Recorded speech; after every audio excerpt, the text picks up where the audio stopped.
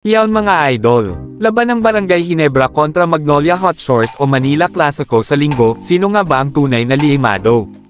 Alam naman natin na sa mga nakaraang laro ng Manila Clasico ay palaging Barangay Ginebra ang nanalo, mapa all Filipino man yan o may import, kaya naman agad sinabi ng isang LA Tenorio nung na-acquired siya bilang coach ng Magnolia na hindi lang niya papalikasan ang Magnolia kundi para talunin ang Barangay Ginebra, pahayag nga niya na laging sila daw kasi ang nanalo sa tuwing laban nila.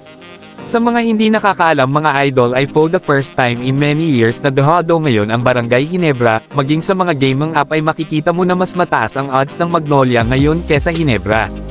Isa sa mga rason ay ang pagkawala ni Jamie Malonzo na alam naman natin na isa siya sa mga go-to-guy nila noon. Nandyan din kasi ang pagbabago ng sistema ng Magnolia na halos walang nawala sa lineup nila last season maliban na lang kay Calvin Abueva na pinalitan ni Will Navarro na kamakailan lang ay iniwan din sila. Pero nandyan pa rin naman sina Paul Lee, Mark Barroca, Zave Luxero at mga role players na mas di hamak na mas may impact ngayon kesa sa Barangay Ginebra. Maging ibang mga fans ng Ginebra ay aminado na dehado sila this All Filipino Conference, hindi lang sa koponan ng Magnolia kundi pati sa mga ibang teams. Ang tanging pinanghahawakan ko na lang nakakayanin ng Ginebra ang Magnolia ay sa kanilang experience at ang long time winning record nila kontra sa Magnolia Hotshots.